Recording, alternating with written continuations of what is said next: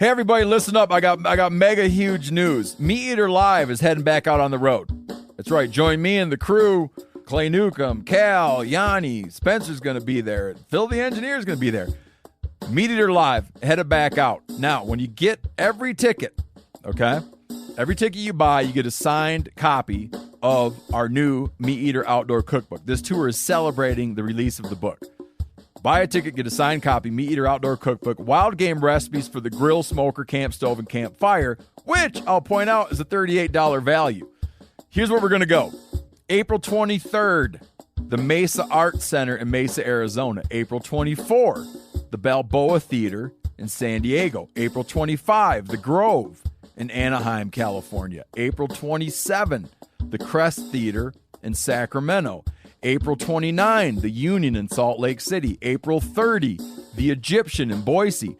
May 1, the Wilma Theater in Missoula. May 2, the Bing Crosby Theater in Spokane, Washington. May 4, Revolution Hall in Portland, Oregon. And May 5, the last day of the tour, Pantages Theater in Tacoma, Washington. For tickets and more information, visit the events page at themeateater.com. Hope to see you at the show. Hey, what's up, my woods people? I'm Tyler Jones, and this is the Backcountry mini-series from the Element Podcast. Casey, fill them in. Since we are diving headfirst into the backcountry hunting this season, we decided to call in some help and talk to some experts that know how to crush it in the backcountry. So make sure and subscribe, and if this is helpful, we'd love for you guys to give us a 5-star rating and an iTunes review. Absolutely. Now let's get into it because I still have a lot of Mountain House flavors to try before September gets here.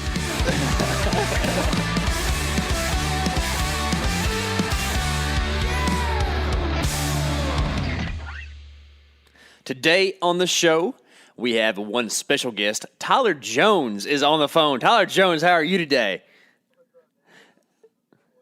Good. So the high ever since I've been in Seattle, I think hasn't gotten into the 80s. So that's cool. I didn't realize it was that nice of weather up here, man. But it's like people don't have air conditioning and stuff. It's kind of crazy. It's super nice. And actually, it's been super great weather. It's been sunshiny or partly cloudy every day I've been here. So getting to see Rainier like almost every day, which is kind of cool and stuff. But for the listeners that don't know, I'm actually in Seattle, Washington at the TRCP Media Summit. That's the Theodore Roosevelt Conservation Partnership. This is the third year that I have gone to this thing. It's really cool. It's just a great meeting of the minds in the conservation world, where we get together and talk a lot about the current state of affairs and different situations where we need to be kind of focusing our effort towards conservation. And this one's been a lot about salmon restoration and the lack thereof. And then today we did a whole bunch of stuff on migration corridors and specifically the highway crossings and stuff like that, which was really cool. Like that panel could have lasted for 6 hours, and I've been fine with that. So I got to see them in action this summer. What'd you see cross them? Not in action. Yeah. But I got to see them while I was in action. Yeah. So you were in action. I got to pass by. You know what I'm saying, this summer, and so it was pretty neat though. Like I got to tell my kids and stuff. Like, hey, that's what these are. Tell them these are wildlife crossings, and this is why they put them up and everything. And we got to look at some pictures of them actually in action, for real this time. Yeah. On the internet, So it was kind of a neat little learning thing. And I actually saw a really cool bird, which I don't know if I've told you this, but we're flying by one of these game fences that's kind of like they like tunnel them in over the course of several miles into these game crossings. And I see this bird and I'm like, hey, I just saw something. We got to stop and go back. I'm sorry. And so turn around, and I believe it was a yellow-headed blackbird. Oh, man. It's one of my favorites. Yeah. So I got a bunch of pictures, and I need to post those, but I don't even think I've showed you, man. I got some sick pictures. I got out and spent 10 minutes stalking this thing and getting pictures of it. That's cool, man. Yeah, yellow-headed blackbird's one of my favorites, and it's I don't know, it's cool to be out west in general. And kind of sad that you didn't get to go on the trip this year. It's kind of weird having to explain my partner to people because in the Northwest that can mean something different, So kind of got to watch out there. But anyways, that's why you're on the phone today. Normally we'd be doing this together, but it's just life goes on and we got to get some podcasts out no matter where we're at. So we're kind of doing this thing over the phone. But today on the Backcountry series, we're going to wrap things up officially. We don't have any more guests for the Backcountry stuff, but we thought that we would bring y'all our selections for gear. So what we actually decided to go with or decided to stick with for our Gila, New Mexico elk hunting trip in the wilderness area. So we've had a lot of great guests throughout the summer, and this has been really awesome, and I hope we get to do something like this in the future. So we need to keep drawing good tags. Tyler, hint, hint, your next year, it needs to be you. But we started with Trent Fisher, ended with Jay Scott, and it was just a whirlwind of like so much knowledge, and I can't wait to go back and listen to them all again. But we have a lot of stuff that we decided to pick through, and things we're going to use and stuff. And I think we were just kind of go from the top on different things that you would use in the backcountry, and just kind of go from there. So the first thing that we've got written down is packs, because it's kind of the essential thing to do a backpacking trip is to have a pack, right? So you and I actually went in different directions on packs. Tyler, what did you do? Man, so I struggled with this one, and I ended up doing basically what was probably the best deal that I could find as far as price goes. And I guess the reason for that is I'm doing a lot of deer hunts this year in different states. Drew Iowa. Drew another tag just recently, we found out, kind of by accident. We can talk about that later on, but and then Kansas and just moving around and doing some early season stuff as well. And so I decided, I was like, man, I just don't know if I can drop very much, or $600, $700, $800 on a pack, whatever it might take. So anyway, that said, I took Aaron Snyder's advice on this podcast and went with, which this sounds bad because he obviously would have sent me to Kafar to buy a pack probably, but I bought the Sitka Mountain Hauler 6200, and I guess the advice that I took from Aaron is that it doesn't have a meat shelf. So Snyder said, or Aaron, whatever you want to call him, but people call him Snyder, I guess. He said, we're not really on that kind of basis, you know what I mean? Like, he was cool on the phone. But anyway, so he said that he was like, man, we just like to throw the meat in the bag and roll. And he's like, I'll be 15 minutes down the trail before you're done packing your meat on a shelf. And so I thought, you know what? I'll just buy this mountain hauler, and I got one of the dry bags that they sell as well that's supposed to fit in the bottom of that pack, like real nicely. For pretty cheap as well, and I figured I would just throw like all my stuff in there, throw the meat on top of it or wherever, and roll with it that way. So and I got the best deal. It wasn't probably the pack of choice if I could just choose any pack, because it's a little bit heavier, but it does despite all the people that told me that you probably didn't need pockets because it adds weight and everything else. It ended up being a pockety bag. And in the beginning got of this what podcast, you wanted. I liked that. I had talked myself out of it, and then the Sitka shows up on my doorstep, and it's got a bunch of pockets, and I'm like, I think I like this, So anyway, that's what I got, man. I know you went a different way. I did. I actually went with Stone Glacier. We interviewed Pete on the podcast, and we talked to a couple of people who are pack folks, and they all sounded really good. I liked Pete. We'd been talking and decided to go the Stone Glacier thing. Also got a good deal on it, so it's not like I didn't pay full price for it, but it's one of the things. If you do this business, then you got to help each other out. So, anyways, I got the Sky Archer 6900, which is a load shelf bag that's I think 6,300, and then it's got a lid that's going to be whatever that difference is that goes over the top of it. And I'm really liking it. I actually got to use it quite a bit on this trip because it's what I used as my checked bag.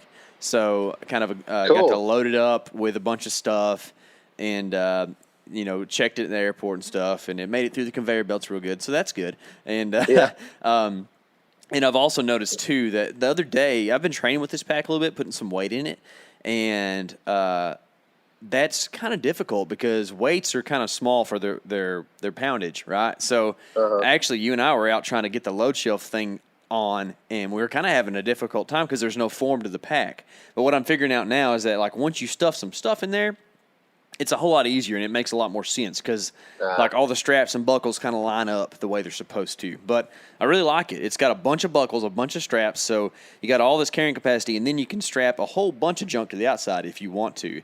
And so I did that. It doesn't have a lot of pockets, so I ordered one pocket that's like a large utility pocket or something they call it. It goes on the belt, and it's big enough for your phone and a couple other miscellaneous things. I'll probably keep some diaphragm calls in there and stuff. And then on the other side, I got a hydration holster, which holds an Nalgene, so that'll be kind of nice to have. And then it's got like 2 slides on the back to be able to put trekking poles or a tripod or something into. So it's going to suit my needs pretty good. I really like it. It's lightweight, super durable, kind of a high-end pack, and it was, either way, it was expensive for me and my means, even though I got a deal on it. And it's I think that it's going to last me for quite a while. So it's super lightweight, right? Yeah, it's real light. What's cool is I packed for this whole trip. You know how we always worry about weight and stuff when we're going? And I don't know, maybe it's because we normally carry more podcasting gear or something. I don't really know why it takes us more weight. But my checked bag weighed 25 pounds. And I was like, oh my gosh. That was the backpack with all my clothing, 2 jars of salsa, and I don't know, a bunch of stuff in it. And 25 pounds is like, golly, And I could kind of tell that when I put it on, it's like, this is lighter than what I've been training with. So I think it's gonna be good, man. I'm kind of excited to load it up with 60 or so and see what it feels like. I'm sure it's gonna be nice, but it's nice to get stuffed.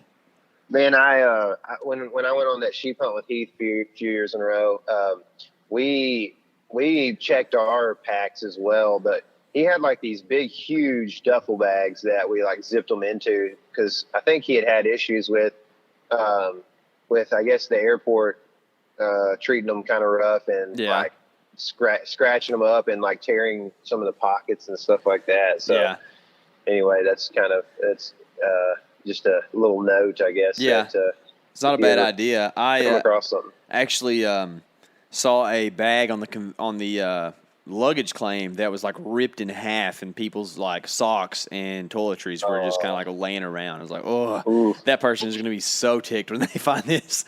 And that's a good idea, like putting it inside something else. I never really thought about that. So next time I have to do that. I don't really have the opportunity to do it before I have to check back in, but next time. So so let's talk about the stuff we're going to put in our pack. All right. Okay. So and what I really care about is food, so we're going to start with that one. For me, what's the best thing y'all had while you're up there, man? Speaking of food, eating wise, dude. Oh my gosh, both nights have been spectacular, right? So the first night is always like the fancy stuff. We were at the Filson flagship store, so it's like all locally sourced, whatever it is. So there was like lamb shoulder sausage on like maybe a caprese. I don't really know. It's like a kind of a whipped up Parmesan something that was delicious. And then we had salmon with cured trout roe on top of it. And that was on top of something else delicious. I can't remember what it was. And then we had, let's see, we had gooey duck, which I was not impressed with. It was, but it was like sashimi style, which means it's like the fishiest way you can eat it. Yeah. But they did have raw oysters, which was bad to the bone. They were so good, and I don't know the ins and outs of oysters, but supposedly like the oysters up here are like very sweet compared to other oysters, which I could kind of see that. Like I feel like the Texas coast oysters are a meatier kind of flavor. Which also it was weird eating oysters without hot sauce, so that was kind of strange, but they were good. And then I think that the shining star of the whole food thing was they did chanterelle mushrooms, right? Isn't that how you say it? Chanterelle. Yeah, chanterelles that were picked locally. and they did it on a bed of cheesy grits. And dude, Oh my let me tell you, and they're all in like these little like boats, like fancy boats, you know, like a little like small serving size. I bet I ate 5 of them. Like, and that's how it always is. Cry. I can't believe I missed it. I know you missed out, dude. And then last night we ate at the Keen's flagship store, which is also good food, but it was like kind of like fancy bar food, which was a little bit different, but it was tasty too. So, anyways, Cool. Eating has been good. Probably won't eat that kind of stuff when we're in the backcountry in New Mexico, but Yeah, hopefully we that's can what get I was just gonna close. say. You know. Yeah. So speaking of, this is kind of random, but there's a funny YouTube guy. I can't remember his name. I wish I had. I'll include it in the show notes. But it's a black guy who kind of like does reaction stuff to different things, right? You might know who I'm talking about. No Life Shack? No, I don't think. I don't know. It's he does the pregnant arts video. Do you know which one? The pregnant video. You know which one I'm talking about? No. Listeners might know. Anyways, he taste tests Mountain House, and it's real funny. I'll link to the video and give that dude some love because it is funny. Anyways, so I don't think too much is going to change in my backcountry meal stuff. Still going to eat a lot of house. I got some off-grid stuff for breakfast and stuff like that too. So probably be eating some of that as well. But it's a little bit harder to do. The off-grid stuff, he's got a smaller kitchen, so it all sells out like on Wednesday when he restocks. So it's just kind of hard to get a hold of. But like the trail mix and stuff like that they have, I've got some of that and looking forward to eating some of that. But then, just for general meals, probably going to be a lot of Mountain House. Probably going to take some sort of peanut butter back there with me. Probably not a full jug like I did for the Black Canyon, but something, some nut butter of some sort, and just kind of do that thing. And then after that, I don't know. It's just the normal little backpacking kind of stuff, I mean, are you going to change anything much up for you? No, it's going to be, along the same lines, man. I don't know. I probably will do Mountain House breakfast just because, like, I'll do, like, when I do oatmeal at the house or whatever, if I do oatmeal, I do 2 packets of it, and that makes like a bowl. And and I eat it and I'm hungry in like 40 minutes, you know what I mean? So I probably will just go ahead and like do the Mountain House breakfast because though they're kind of expensive, they usually fill me up pretty well. They're so good. Like, they are. Some of those breakfast skillet and the obviously the biscuits and gravy. We talked about that like 400 times on this podcast. I'm liable to actually eat those for suppers as well. Because the Mountain House breakfast is like my favorite of all the Mountain House stuff. Yeah, me too, man. I have plenty of those over the years, and so that's probably which breakfast is an important meal for me. I wish I was a little more like maybe my brother-in-law Billy, who like he's been like doing intermittent fasting, and it doesn't bother him at all because he's not really a morning person, so he doesn't eat. And then, like, he just basically kind of has to skip lunch and then eat in the afternoon or whatever, So I wish I was a little more like that, but I'm not. So I've got to have some breakfast. I got to have lunch. I don't know why. I feel like I require more than a lot of people do as far as food goes, especially when I'm working out hard or in the mountains. So but probably do Mountain House in the morning, Mountain House in the evening. And then in the middle of the day, I probably am going to have to figure out, I'm still kind of trying to figure out what I'm going to do for like kind of a lunch deal that's a little bit different than house, but I'm going to carry like Snickers, probably like several Snickers bars in there. I know they're heavy, but like it's good stuff, man. Oh yeah. And I was going to ask you that. That's probably going to be my go-to like pleasure food is probably going to be Snickers because they're just so good. And you actually get, some peanuts in there and a good boost of sugar and whatnot. Are you going to do anything else that's kind of like that, like little splurging in the backcountry kind of thing? Man, probably not a ton. Like there's a brand of trail mix called Cars, I think, K-A-R-S, and it's in a purple bag, I believe. And they put so many M&Ms in that trail mix. It's like not even. It can't be healthy, you know what I mean? So they're gonna start running into copyright issues if they don't. If they watch out. So I probably will like grab a big old bag of that and take it in with me. Yeah. I'm gonna probably have a pretty heavy pack just because I do not want to go in there without the right amount of food. Yeah. I just don't want to run out on day 3 or 4, and like run out kind of snacks and stuff. And all of a sudden it's like, well, we finally figured it out. We're in the mix with this herd and I'm just like so tired. I can't even get up in the mornings and we're getting out late and stuff like that. So Yeah. I just want to make sure I have enough stuff to give me energy in the mountain. And I'm not like an expert by any means. Like you're not going to look at my YouTube channel and learn how to like pack the perfect amount of calories, from my YouTube channel or anything. So, there's guys that do that too, that like, I look at it and they're like, oh, I'm going to put, 2,700 calories in there. I'm like, Tyler Jones is not part of a balanced diet. You know what I mean? Like I don't know, like if these guys, they might weigh 150 pounds, but I'm sitting here at like 210, 212. It takes a little more than 2,700 calories to move me through the mountains. Yeah, no kidding. The way I see it is like, you just make sure you surplus in the backcountry, then you'll be fine. Let's just shoot for 4,000 a day and see how it goes. Like you'll burn it, right? You'll use it up. So there ain't no reason not to. I mean, I might just buy some double cheeseburgers and put them in my bag. Who knows? Like you'll use it all up. So it's there's no reason to just splurge. I mean, I think that it's one of those things where the added weight is definitely worth the dividend. Like you're gonna have way more energy because you add a little bit of weight. So it'll definitely be worth it, for sure. What did you decide to do on water? We have been talking a little bit about it.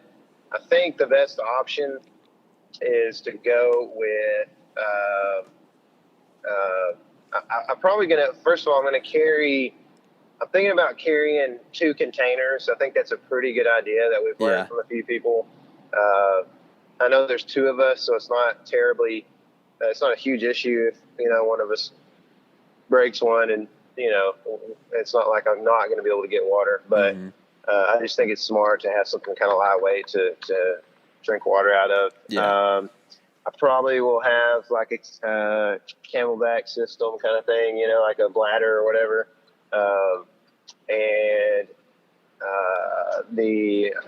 What's the S brand that we've Sawyer? Sawyer. Probably will do like one of their systems just because. And I really want to do, like Trent talked about, I really want to do the like where you can have like a quick detach that you can put your dirty bags onto your your line or whatever, I guess. I think that's really cool. I just don't know.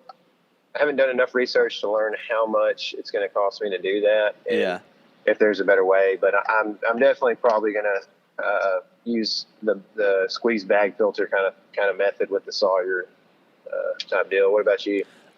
So I think that since we're both going to be together, it's going to probably be a situation where we don't have to worry too much about having a backup, So I think I'm probably going to roll in with the SteriPen and an extra set of batteries.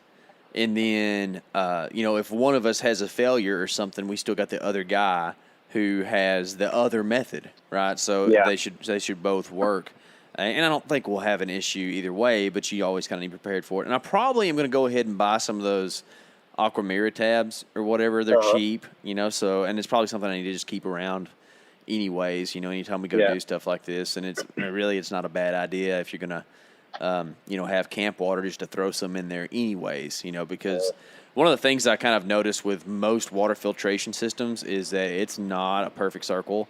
And there's kind of a chance for cross-contamination in many ways, right? But for the most part, you're getting all the water purified. And I think the Aquamira is kind of like an insurance policy for that. So for me, I do kind of still need to figure out how much water I'm going to try to carry around with me.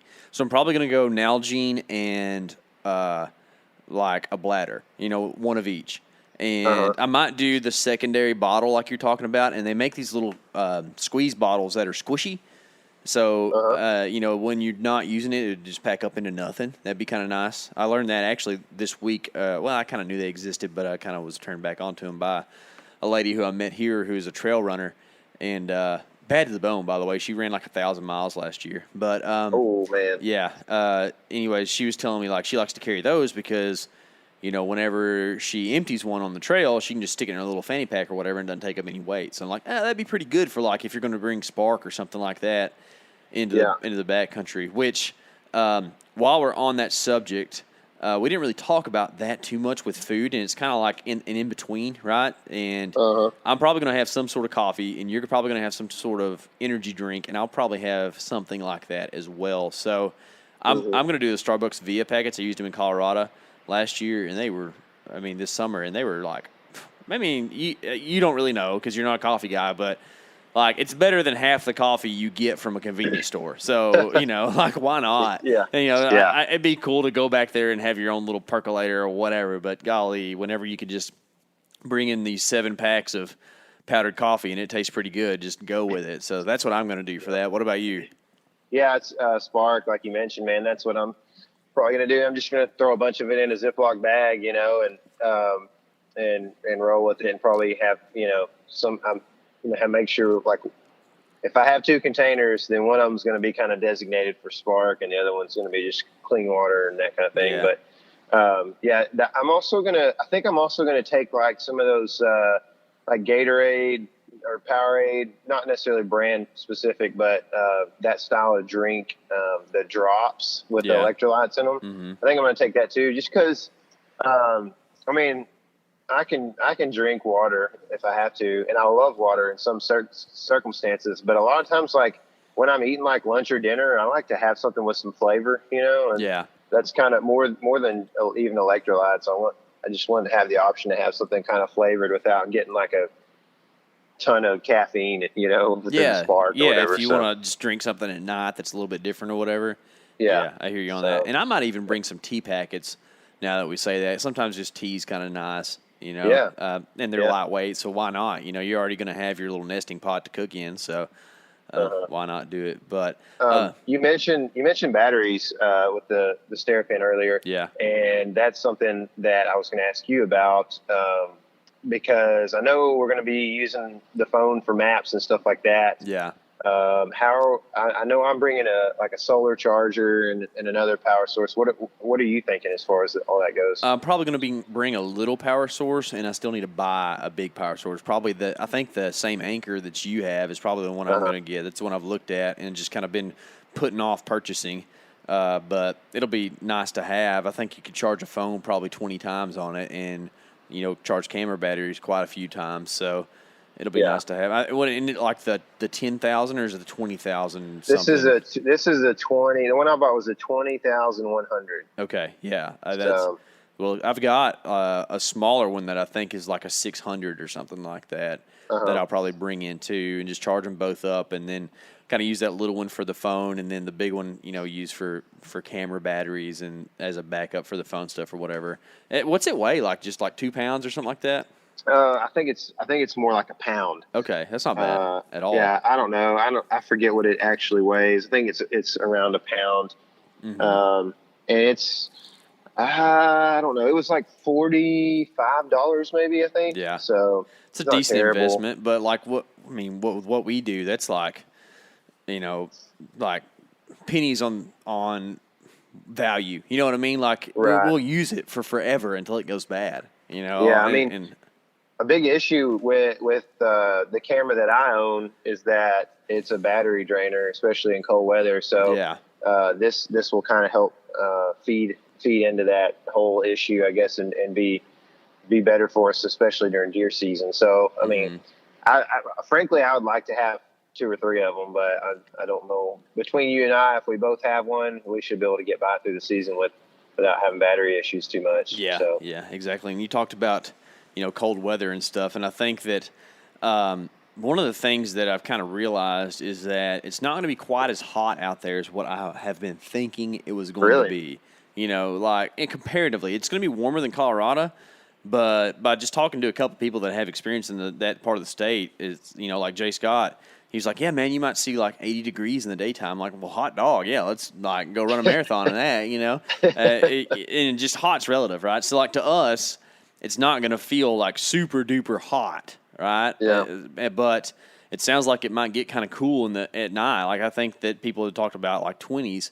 So clothing is going to be a little bit more of a deal than maybe what you might think in the desert Southwest. So for me, I'm probably going to run I've got a pair of Sitka Ascent pants that are that's like the lightest weight of the big game pants that they have. I'm going to run those and then some base layers underneath it. It's probably some cheap synthetics, and then maybe bring a merino just in case it's cold. And then I'll probably bring one extra pair of pants that are going to be like the Prana Zions, because you hear different perspectives like we had on people we interviewed. Guys like Aaron Snyder will say, just wear what you have in and just wear it the whole time. Jay Scott kind of says you need to bring a different pair of pants almost every day. It seemed like, not quite that extent, but, he was really worried about smell. And I kind of get that. So I think it would be nice to have at least one extra pair. That way you could, wash and hang a pair while you're gone one day and come back to a fresh pair of pants. And for my top, I'd probably just have a Sitka base layer, or whatever their core lightweight is. I'll have that. I have a heavyweight hoodie, and then I'll probably bring my Traverse cold weather hoodie in as well, just in case it gets pretty chilly one night or evening or something. I don't think I'll use it a whole lot, but it'll be better to have it and not need it as opposed to the other direction. And so that's kind of my plan for clothing. I'm not going to get anything expensive rainwear. I'm going to wear, ponchos. We are in the desert. But it is monsoon season, so you could get wet. But I also feel like, if it's not that cold down there, getting wet isn't the end of the world. You'll dry out. So as long as you don't get wet at like 7 p.m. Yeah, exactly. You just kind of got to watch the the clouds and kind of understand situational awareness. Like you don't get soaking wet right before bed or whatever. But either way, that's kind of my plan for clothing. What are you? Are you kind of the same way? Yeah, I mean, I think having a set of change of clothes is probably something I'll do. I think when I was in BC the last time, I think I stayed in the same clothes like the whole time. But it was also like 5 degrees when we woke up one morning. Yeah, so it's like too cold to want to change. Dude, that's the thing. When it gets cold, dude, I mean, I didn't sweat yesterday, so I ain't changing. You know what I mean? Like, I'm not coming out of these clothes. I got my flannel on and my sweatshirt, and I'm sleeping in it and everything else. But I'll probably will have just basically maybe two pairs of pants, and like a change of kind of the base layers or whatever. Which I've got some First Light Merino stuff that I'll probably will take, and then I have a Sitka synthetic as well that I'll use. And so it just kind of depends. Like if we're walking in, I'll probably be in synthetic knowing that I'll sweat. And then, if I want to change into something, I'll have those merino First Light base layers to be a little more scent free when we're kind of stalking in on bulls or whatever. Yeah. And so, and then like I've got that scree down jacket. That'll probably be, cause it weighs like 12 ounces. So it'll be probably like if it gets, pretty nipply, we're going to put that on. So, and then, whatever else, I hadn't looked through everything. I do have one little sweatshirt I bought, I got given to me for Christmas last year. You probably know which one I'm talking about. It's in the Subalpine. I think it's a Sitka midweight zip or quarter zip half zip or whatever. Yeah. Mm-hmm. Yeah. So that's what I'm kind of looking at. I mean, and then probably will take several pairs of socks, like 4 or 5 pairs of socks, I imagine. Yeah. So. Okay. So you're gonna go all in on the socks. I'm probably gonna do 2, just because I think I can kind of hang one and wear one and probably get away with it. But that could bite you in the rear if one pair wears out or something on you while you're in there. It'd be kind of tough. I don't know. I'm not too worried about one wearing out or anything. I guess it's just more. I'll probably have 3 or 4 pairs if we're going for 4 or 5 days or whatever. But I feel like sometimes when you get, I feel like you can get a couple of pairs of socks. I mean, you're going to get a pair of socks wet from sweat walking in the first day. So it's like, you might as well just wear some cottons or something like that and walk in and get them nasty and then take them off and not wear those again, So there's one down already right off the bat, probably. Yeah, that's true. It's a good point, too. So what are you going to actually walk in and then hunt in shoe-wise while you're in there? I'm going to just probably stick with the Mendel boots that I have. Yeah. I bought them for the sheep hunt. They're super rugged and stiff. So, not necessarily something that, like, I would probably, be honest with you, I would probably go in there with like a trail runner or something like that if I wanted to spend another $70. But I think just as much money as I'm spending this year on stuff already, I think I'm just going to stick with those, man. And they'll be, I don't know. I'm training pretty hard right now. So I think it's not something, whatever 4 ounces more or whatever it might be per foot is not going to be too big a difference. Yeah, for sure. Are you going to bring like a camp shoe or like a creek crossing shoe too? Yeah, I've got this. You kind of talked me into this, but I've got some of those like, I don't know what they are, like wet sock shoes or whatever. Like they swimming are. shoes or whatever? Yeah. They're just like mesh on top and then rubber on the bottom. Yeah. I've got some of those. And I probably will take those. I know you had kind of talked about something like that. Yeah, I bought a pair of those at Academy for like $9, and I actually used them this week because I came up here and kind of had planned on fishing a little bit with my family that lives here, and we got to fish just for a little while. It wasn't real long. It was kind of more like just kind of a fun family day on the beach or whatever. But instead of packing my heavy wading boots with my waders, I'd pack those and just put my foot in those instead of wading boots. And I mean, since I wasn't in a stream or something and navigating big rocks, it worked just fine. So, it's a good way to save some weight, and they're cheap, and I think that, you could walk in them. They got a decently thick rubber sole on them, so, you can walk through a creek or whatever and be fine. So, yeah, I think it's a good option, man. I think they're going to, they dry quick, and they're a little bit less bulky than a Croc, and, just I don't know. They're going to work pretty good, but I think less expensive than a Croc too. Yeah, what the heck, dude? Crocs are like $35 or something like that. I know. It's like, come on how much, now, dude. How much is in a Croc? Like how much money they got in a Croc? You know what I mean? 17.3 cents. So that's about right. Yeah. You know what I mean? Yeah, exactly. They're making some good money. I mean, they're cool shoes, whatever. Actually, cool probably isn't the right word. They're good for what they do.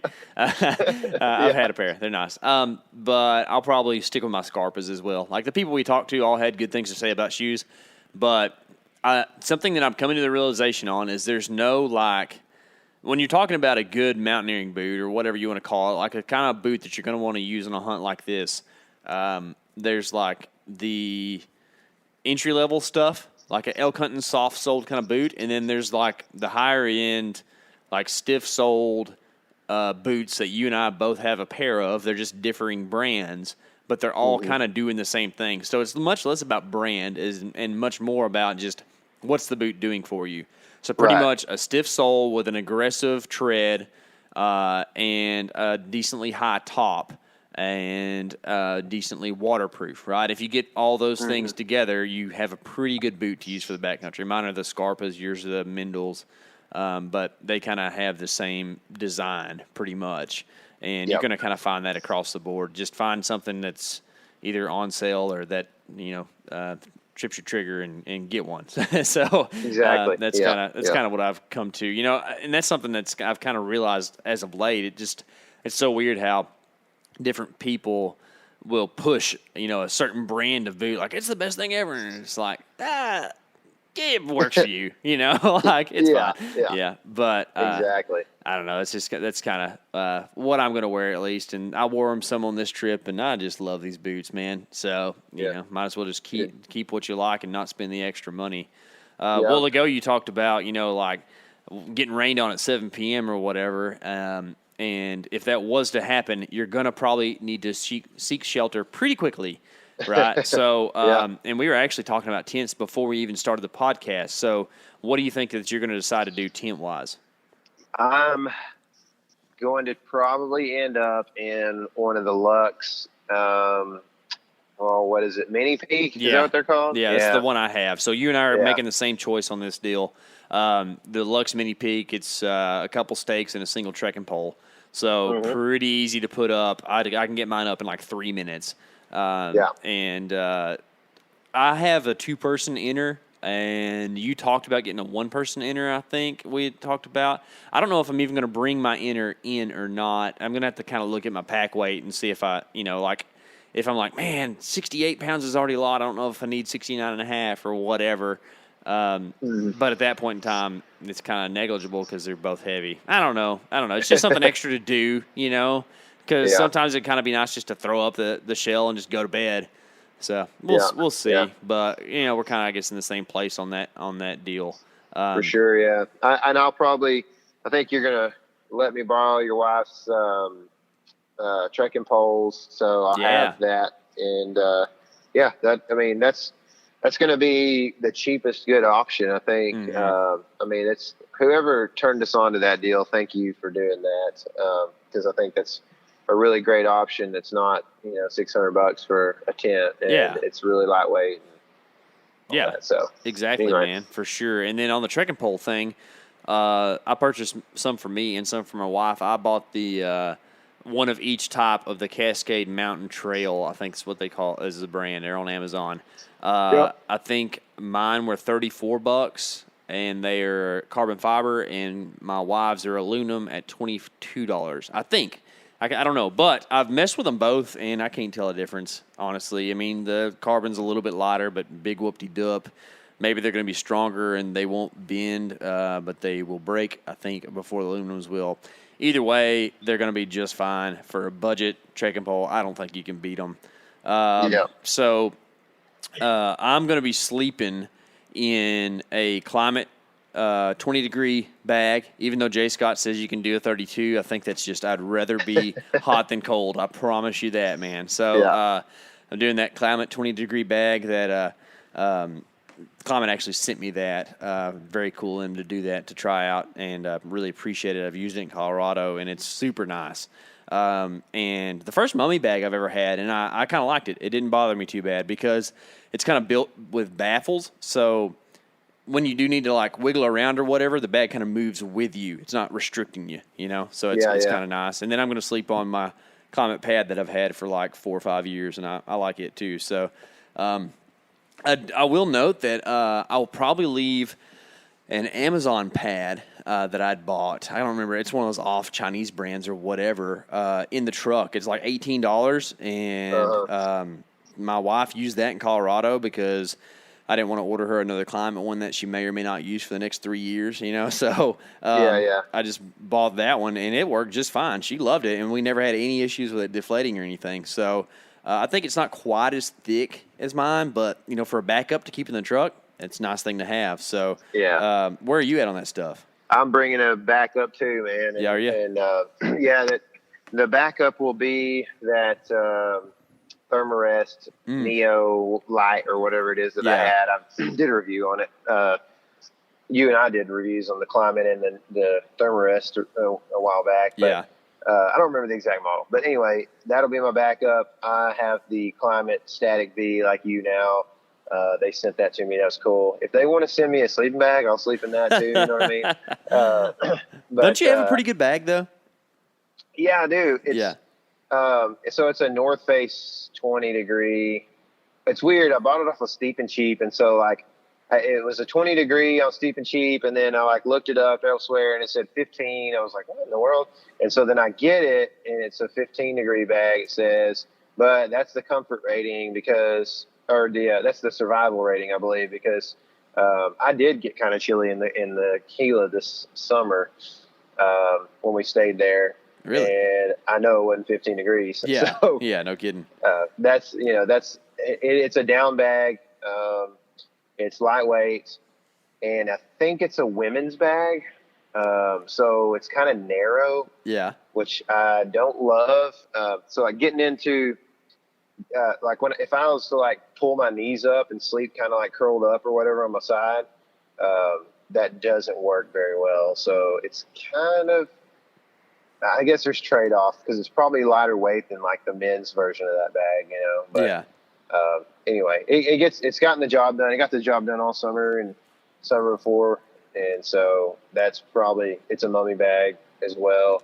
That's probably what I'm going to do with that situation, my sleeping situation. Cool. Yeah. Well, I bet you after hiking around for a couple hours, I know at least the first day we go in, we're probably going to walk 7 miles. So we're probably going to sleep pretty good. And I know, like, I've got this thing in my head, man. I know we're going to go find this place. It's like a Ponderosa pine park area. And it's just going to be like 3 feet of pine needles beneath those things, and it's going to be so nice. Like, I've taken some good naps underneath those pine trees, man. It's going to be a good place. But I'm going to be, just to touch on weapon right quick, carrying my Matthews Tri-X.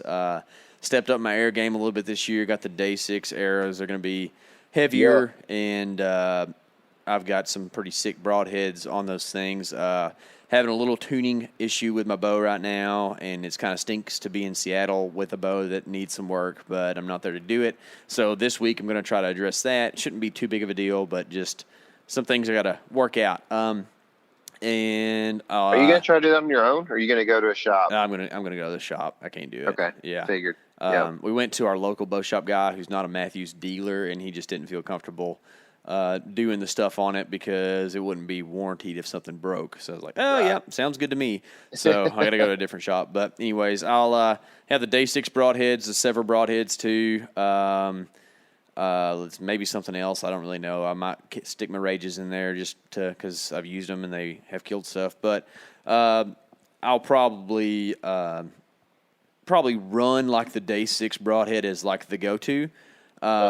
But if, like, for some reason, we get in a situation where it's like a 65-yard shot or something, and I feel comfortable about hitting, but at that distance, a fixed blade, you just kind of worry about a little bit more. So I might, if there's a situation, or follow-up shot or whatever, having the expandable that is going to fly really good is kind of nice to have as well. So not that there's anything wrong with the broadheads. The Day 6 ones, probably more that there's wrong with KC because humans are just imperfect. That's just the way we are. But so do you foresee an issue in like having a Day 6 knocked and a bull hangs up, or like a cow passes in front of him at 65 as he's coming in and he gets on that trail, and then you don't have time to like, swap your arrows before he gets out of your window? Nah, I'll probably just rip it, to tell you the truth. Like, yeah, gotcha. I just need to make sure, like, I'm going to shoot them, at distance before we go, and make sure I feel good about it.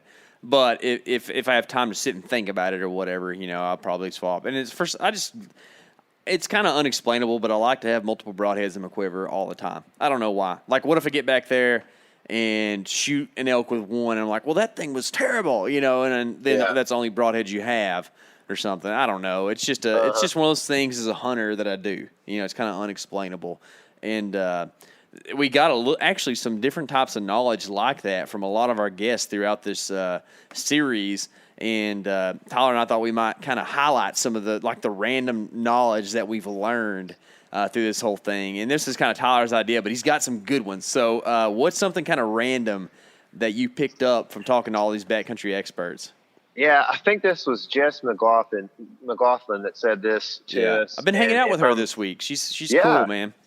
Yeah. She was at a TRCP event last summer too. So that's actually where we first met her and decided we would need to do something in the future. So we got her on the podcast. But anyway, I believe this is her tip, but she talked about putting the next day's clothes in the sleeping bag with you so that when you wake up and it's 20 or whatever outside in the Gila, you don't have to get out of your bag and slip on cold clothes in the morning. Instead, you've got body temperature clothes that you can slip on probably in your bag if you wanted to bad enough. Yeah. And so, it's I think that's a really great idea. I did that this summer a few times while we camped, which, to be honest with you, man, when I'm in the mountains, I just don't change that much. But, like if I'm not sleeping, there was nights that I wouldn't sleep in my hoodie, or I would take my flannel off or something like that.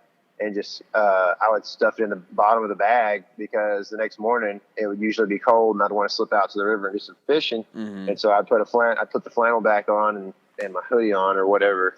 So yeah, it's a good tip, and I used it this summer. I think it's great, and I'll be employing that in the Gila, I'm sure too. Cool. Well, something that we also learned is that the chicks know how to throw it down when it comes to the backcountry knowledge, because Caitlin Berman, who's a friend of mine from college and is just an all around bad lady, she had the tip for the what did she call them, sacred socks, right? Yeah. And have like one pair of socks that you only wear inside your tent in your sleeping bag. That way they don't have burrs in them or whatever, and they're always dry. They're not like, you don't have clammy feet or feet that are getting cold because they're wet in your bag. Yeah. And I think that was like super, like I've never heard anybody talk about like that situation. It's almost like the jammies for the backcountry, right? And it's a pretty cool idea. You know, it's something kind of that's that she's learned through experience. You know, because it's just something that's not like the thing that you can just hear on another podcast and repeat. Right? It's kind of cool. Anything else you kind of learned? Yeah, dude. Another thing that I liked, and this is probably kind of commonplace, and I think I've heard some similar stuff like this before, but I just the thing about when you're talking to people is that like you're never going to be able to remember everything. So having people remind you of things you may have heard before, or all of a sudden like something becomes a good idea. It's like advertising, like. I never pay attention to that stupid plumber sign on the side of the road until all of a sudden, like I have a toilet that explodes out of the concrete or whatever. It's like, no, I need a plumber. What did you eat, sir? Yeah, exactly. So anyway, the thing that I noticed, and I don't remember who said it, so sorry about credits here, but the like duct tape on the trekking pole, as so that you can like cut down weight and have it kind of handy whenever you might need it. Just rolling the duct tape around the trekking pole, I thought was a pretty good idea for sure. So that's pretty cool, man. I want to say that was Trent Fisher, but I'm not sure. That's what I was thinking too. Yeah, I thought it was Trent as well. My other one was one from Trent Fisher as well. It was don't worry about pack organization. That was like Trent's thing. He's like, I don't put my tent back in its sleeve. I don't do any of that stuff. I take it all in the morning and shove it in my tent because I know whenever shove it in my bag, and I know whenever I am going to get to my next camping spot, I'm just going to do the same thing over again. I'm going to take it all out. So what's the use in like trying to be real organized in your pack? Which I'm sure that all that is within reason. Right, you don't want your lighter on one end and then your fuel over here. Everything all spread out. But what he's getting at is like, don't waste time in the morning trying to just do stuff just to be neat and tidy. Right, like you're hunting. You're not in the military. Having to report or whatever. Like just get your stuff done and get out there and hunt and don't waste time. Which is, I think it's a pretty good thing. And that advice just really kind of fits into the way I do things. So I like it. It's like, oh, good. Somebody is validating the fact that I don't have to be organized. I love it. No kidding, dude. So speaking of the lighter and the fuel and everything, are you still planning on doing kind of what we talked about with Pocket Rocket and like tin can or whatever? Yeah, I think so. I think that, for as far as a cooking stove, we really didn't talk about that. We should have. But I'm not going to buy a JetBoil thing. I know that you probably lose a little bit of heat or whatever, but at this point in time, man, $60 is kind of hard to come by. You've bought a bunch of stuff and you still have a whole hunting season left after this. This is just the kickoff for it all, So I'll probably just stick with the little, I don't know, like the tin or titanium or whatever it is, stainless steel thing. I think you and I have the same cup. I don't really know, but they're like $6 at Walmart. Freaking light your hand on fire. It will, man. Golly. Maybe I need to bring like a little leather swath or something just to use as kind of like a hot pot. Or what would you call that? Like a little, like a hand mitt thing or glove or whatever. Yeah, exactly. Yeah. Something just to isolate those handles on the thing because it will get hot as fire. Some elk leather would be a good way to do that. Oh, what a good idea. Yeah. So, and, golly, I'm thinking of things we haven't covered much. And I think that a knife is going to be something that's pretty essential to what we do in the backcountry. And I'm going to kill something. I have confidence in that, so I'm going to need a knife. So I'm probably going to bring I think it's 1947 Schrade Prater as my primary skinning knife, and that's a fixed blade, like a 5-inch blade, hooked tip, and sharpen that thing up, and it's made out of pretty good steel, so it shouldn't dull too badly. And then I'll also bring a Havalon as a replaceable blade. If we want to do some deboning or kind of those are real nice to have when you're talking about caping and when you start working on the skull and stuff. So I'll probably do that as well. And then I've got this little Smith sharpener that's probably, I don't know, the size of a silver dollar or something like that. It has like a Teflon and, carbide sharpener in it. I'll probably bring that back there too, just so you can just hit it real quick and resharpen that knife blade if need be. So are you bringing a fixed blade or what are you doing? Well, I was thinking, and I don't know, we hadn't really talked about this, but I have one of the replaceable blade, scalpel edge, whatever you said they were. Havalon. Sorry, I'm blanking. Havalon types. It's a not Havalon brand, but it's the same type of blade. And thinking about bringing that, but I don't know if maybe I mean, what do you think? Should we both have one of those, or for deboning purposes? We should both have a knife of some sort. For me, I always just think about the case of survival. I know you and I will be together most of the time, but what if one of us dies or something? You know what I mean? I don't know. You hate to think worst case scenario, but if I fall off a mountain and you're just there with this little flimsy blade knife, then you're kind of, up a creek. But, I think that each of us having at least something solid kind of a knife is a good thing. I don't really know. Well, I'm just saying, I've never quartered an elk out or boned an elk out or anything like that. So I was just I'm definitely going to have some pocket knives. I'll probably have one little one that I've been carrying lately that I bought for $9 at Bass Pro Shops. And then, I'll probably have another big fixed, or not fixed blade, but fold back or whatever. And then I was just thinking, if I don't know, how much, is there a need for me to have a Havalon style knife or no, in addition to. I don't think so. No, I don't think so at all. I would like to have it for boning out meat and stuff like that, but at the same time, I feel like maybe that's something you do while I'm taking care of some other task or something like that. You know what I mean? No, I don't think just for cutting weight. Yeah, I've skinned out elk without them, so it's not something you have to have. It's just kind of a modern convenience having a razor blade around. So I don't think you got to worry about that at all. Man, is there anything else that we kind of forgot about? Oh, I know one, sir. Are you bringing some sort of fish catching device into the backcountry? Yeah, I'm going to bring my half weight, I think. All right. So, I'm going to have that and probably just a bunch of caddis and humpies and hopper type patterns. I don't know. It's that. You should be able to still catch them on hoppers that time of year, right? Probably.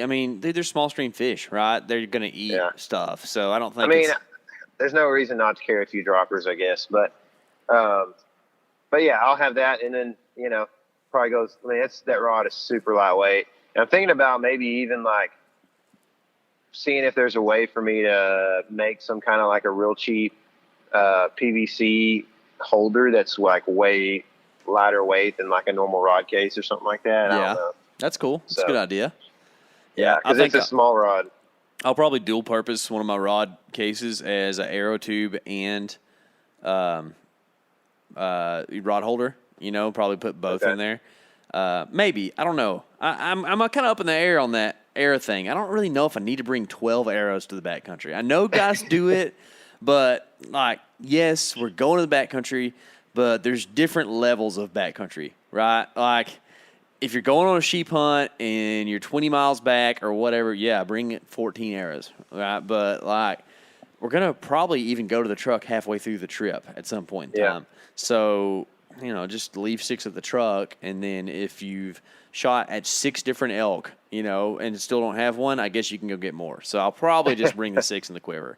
I don't know, but anyways, cool. I'm glad you're planning on catching some fish, because I am too. You're bringing some stuff, 3-weight? Yeah, I think I'm gonna bring my 3-weight, and it's super lightweight as well. It just doesn't.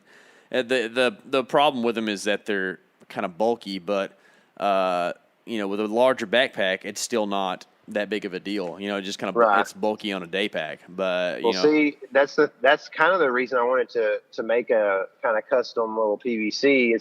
For the lightweight, but also like my rod is like I think it's like 5 foot, a 5 foot rod, and it's a 3-piece. So like, I could make a rod holder that's like 16 inches probably. You know? Yeah, for sure. And it just slips in your pack, and it's like it's not even there. So might as well. And you can dual purpose it as like a pine cone bat or something if you need to. But exactly. Cool, man. I think that about covers it, dude. I mean, I'm sure there's some miscellaneous stuff, and we could sit here and just brainstorm for hours, but that's going to cover like the major necessities for backcountry stuff. And I think we've made some good choices. There's always things I would like to improve on. I'm sure there's things I'm going to want to change after we go. But if you live in the real world and you have to be budget minded, we've made some choices that are that, and hopefully we can come back and report to y'all on how good those went. If we made any mistakes that were just tragic, or if we just maybe would tweak some things. I'm sure we'll be talking about that some in the future. But for now, I guess that's good. What you got? I got one more. So, okay. So what about your first aid kit? What are you looking at there? I thought about bringing like some bubble gum and a pocket knife. I don't know. Probably pretty minimal. Probably some super glue. Probably some big Band-Aids, and I've got an ankle brace I usually keep with me because I got an ankle that hurts me sometimes. But besides that, not much. I mean, I think that I like the tough guy mentality that Aaron Snyder has of like, you know what? If it gets bad enough, they're going to have to come care fly you anyways. There's no reason to like try to do anything drastic in the backcountry. So probably painkillers are going to be one of the things I make sure and have. Yeah, for sure. That way, like if there is a bone sticking out of my leg, I can hype myself up on that and get out, as opposed to like trying to do 6-hour surgery on my leg in the backcountry. It just makes more sense to just kind of kill the pain and kind of get out. But hopefully, we won't have to run into any of that stuff. Is that kind of where you're at too? Yeah, I'm going to have probably a couple things of super glue because we got that tip about blisters covering them. So I know that like when you use the super glue, a lot of times it can get dry out or whatever. So I'll probably have two things of super glue. And I'm going to have probably some allergy medicine and some ibuprofen type stuff as well. Just for, some probably like, I don't know, we in the sheep mountains, man, everybody carries some kind of Tylenol PM or something, because it's like, you're probably going to be hurting one way or another at some point on the trip. So you just want to conk out and go to sleep and have some painkiller right there at the end. So that's kind of looks like pretty much the basis of what I'm going to have. Cool. Yep. Well, that sounds good, man. I think that we will make it. I think that we're going to make it through the Gila hunt. It's going to be an awesome experience. And honestly, I'm of course I'm glad I drew this tag, right? But I'm glad I drew it this year because I don't know how long it would have persisted of the whole like, man, I really want to do a backcountry hunt and then not doing it, And this kind of made us make that jump. And I hope it's a good experience to where like we feel comfortable doing it more and more, because I think I'm going to like it a lot, and I'm looking forward to just learning a bunch. And and let me take this opportunity to just thank all the guests that we've had throughout the Backcountry series. Y'all have all been awesome. Thank you so much for giving us your time, guys. If you enjoyed the Backcountry series, go support those people who we had on the series, because I know we had a couple different brands, whatever. Just see what you like in their stuff and go get some, because they care about the stuff that you have and care about us, and were willing to spend time with us and kind of give us the ins and outs of stuff. So go check out that stuff. Let's see.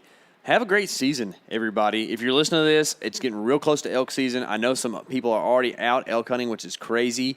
It won't be long for us now. What is it? It's like less than a month for us right now, right? So, there's a chance that a month from now I am looking at a dead bull, and that is exciting. I mean, honestly, like a month from now, I expect to be looking at a dead bull. Ooh. You know what I mean? Ooh, man. Like in the rear view, just about. You know what I mean? Like we're heading to eat some green chili burgers. Oh, man. Yeah. Going to just meet up with Brian and just eat some green chili burgers or a big chubby cheeseburger, like Jay Scott says. So, be looking for that. Oh, I'm looking forward to it already, man. Well, I guess that's going to wrap us up. Guys, again, thank you so much for listening to the Backcountry series. If you enjoyed this, please go give us a review on iTunes. It helps us out a ton. And by giving us a review on iTunes, you are in the running for winning some sweet Vortex binoculars, some Onyx premium memberships, some cool swag, and maybe if you give us enough reviews, we might even give away a legit trail camera, one of the ones we really like to use on public land. So, guys, thank you so much for listening. And remember, this is your element. Living it.